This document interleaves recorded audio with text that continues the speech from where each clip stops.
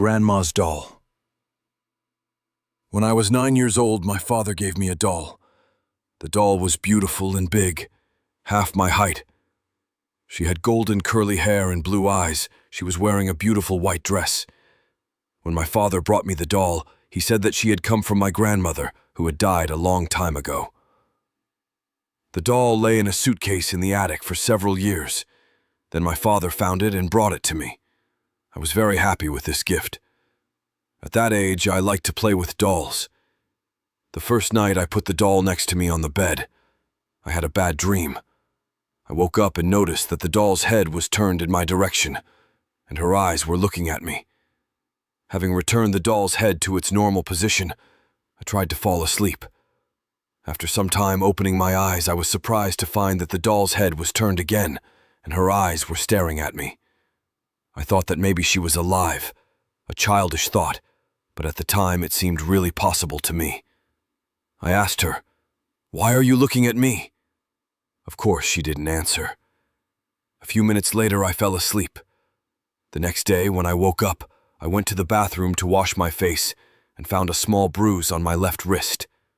The bruise looked like a small handprint. I immediately thought about the doll, remembered how she looked at me at night. After washing, I returned to the room and went to the bed where the doll was lying. Her head was upright. Her eyes were fixed on the ceiling. Then my father came in and told me to get dressed quickly because we had to go to the hospital to see the dentist. After coming from the doctor, I spent the whole day with my neighbor, who was my best friend. In the evening, before going to bed, I removed the doll from the bed and put her in the corner where my other two dolls were lying. I had another terrible dream, and it was about that new doll. When I woke up, I saw that the doll was lying next to me on the bed, turning its head and looking at me. I screamed in surprise. A few seconds later, my father came into my room and turned on the light. "What happened?" he asked. I answered that the doll that was lying in the corner was in my bed, and that scared me. My father smiled, came over, and kissed me on the forehead. "Sleep tight," he said, "and I'll take the doll into the hall."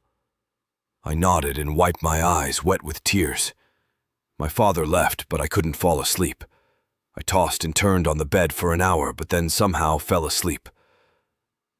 Morning came. I got up, washed my face, and went to the kitchen, but my father wasn't there. Strange, I thought. In the mornings, he always met me in the kitchen, making breakfast. I went to his room and opened the door. My father was lying on the floor next to the bed, all pale. It was as if I had been struck by electricity when I saw that he was lying there and not breathing.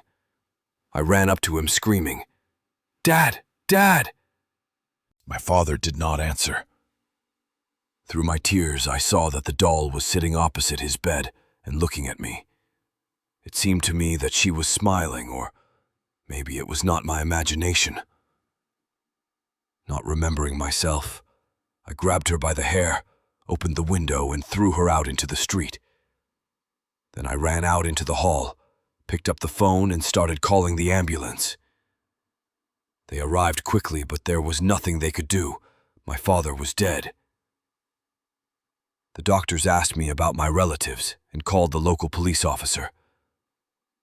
Later, when my relatives arrived and I came to my senses a little, I suddenly thought, what if someone picks up the doll and the same thing happens to their family as happened to me? I ran out into the street and went to the place under the window where I threw it, but I still couldn't find the doll. Many years have passed since then. I grew up, but I can't forget about that doll. Sometimes I dream about it. Then I wake up screaming and can't fall asleep for a long time. Sometimes I wake up screaming and can't fall asleep for a long time.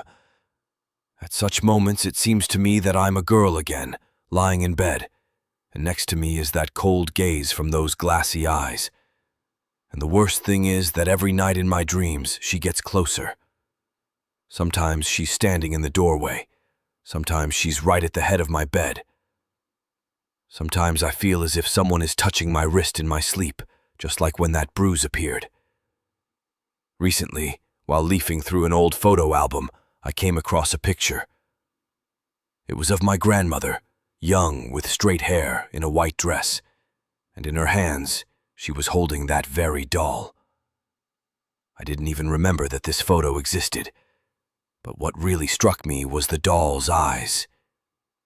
In the photo, they were different, blacker than I remembered, and it seemed like they were looking straight at me, not where my grandmother was looking, as if they knew that one day I would see this picture. I tore the photo out of the album and wanted to burn it, but I couldn't. Something inside stopped me, as if the doll didn't want to disappear even like that. Since then, I hide the photo in a box, under lock and key in the closet. Sometimes I hear something rustling in the closet, but I try not to open it, not to look, not to think. I got married. I had a daughter. She recently asked me, "Mom, can I have a doll like in the movies?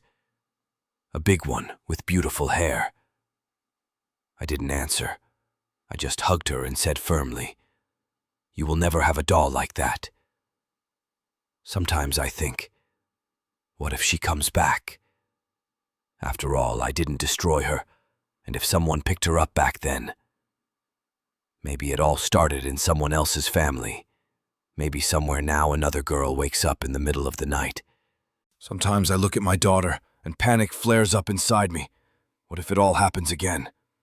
One evening, when she was already asleep, I went into her room to turn off the nightlight. On the shelf among the plush toys, I noticed a doll, a big one, with a white dress and light hair. My heart pounded so hard that I almost fell. I went closer. It wasn't the same doll, of course. This one was new, plastic. But in the eyes, there was something familiar. Too alive, too dark. I asked my daughter where she got it from. She said, "Aunt Anya gave it to me, or maybe I found it. I don't remember." I immediately took the doll, and that same night I burned it in the backyard. I watched until only a black plastic mass remained. But even then it seemed to me as if a blue glance flashed in the fire, and a smile. Since that night I wake up every day at exactly 3:17, the same time my father died. I don't set an alarm. I just open my eyes, as if someone is waking me, always in complete silence.